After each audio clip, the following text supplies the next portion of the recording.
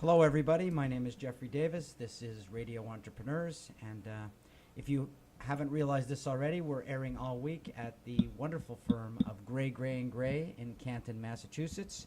That means my co-host is Rich Hershen. Welcome back, Rich.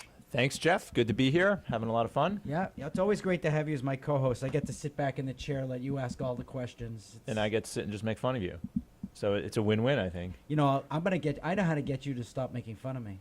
All my great friends make fun of me. Hey, I don't know if I want to be in that category.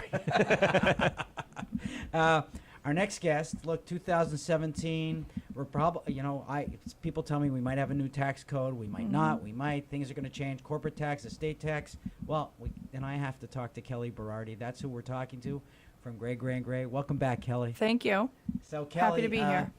What's the advice you're telling your clients as they're calling you with the inauguration right upon us? Yeah, I mean, I think we're basically just telling our clients that they need to wait, right? Because we don't really know what's going to happen yet. And even if things do happen, it's going to take some time. I mean, the code and the regulations are very complicated, and there's no way that things are going to change overnight and even in a few months' time. So people have talked about converting from, C to an S corporation, and we've said, you know what, let's wait a little bit and see how this is all going to shake out. We're sort of in an uncertain time. But I assume that when you are working or when you're home, you sort of think to yourself, starting to like hypotheses. You're starting to think this is what I should be expecting will happen. Yeah, I think what we're expecting is that the corporate income tax rates are going to come down to what they're talking about is 15%, which would be a significant windfall for many of our clients.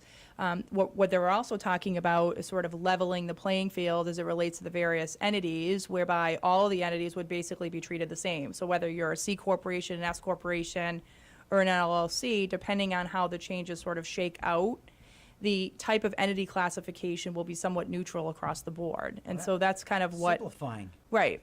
So the simplification, it's sort of somewhat scary to me from a tax perspective in terms of how this is all going to work and how quickly it can be done. But obviously great for our clients because it allows them a lot of significant opportunities that will enhance growth and everything else for their businesses. Do you find, Kelly, that, it seems to me in the last few years, each year there's just so much uncertainty, or are the depreciation laws going to change? What's Trump going to do and all this? And it's just become very difficult to really advise clients properly because you have no idea what's going to happen from one minute to the next. Have you found that also, and how have you dealt with that? Yeah, so it's very difficult, particularly with year-end planning and the timing of year-end planning, and the rules come out so late, so you're trying so hard to be a zealous advocate for your client and trying to get them a really good picture as to what their tax returns are going to look like. But that becomes nearly impossible when you're making these sorts of decisions, and you're just basically trying to project out and guess what the rules will look like. And so oftentimes tax season comes with surprises for clients, and with that will often come disappointment in many ways. And so it's difficult. It's difficult to provide excellent client service when a lot of this stuff is just simply out of our control.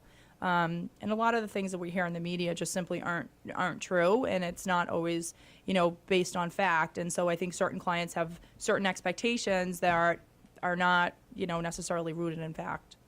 It's all about a team approach here at Gray with our clients, particularly with M&A. And the audit folks, they're really focused on the financials and the GAAP side of things, and we're working with them on the tax side. To the extent there's anything financial statement-wise that's going on, we collaborate with them so that we're always having a tax spin on it. And honestly, taxes can't control the entire deal. They're an aspect of the deal, but it's just paints one, it's just one factor of the whole thing. So teamwork is essential.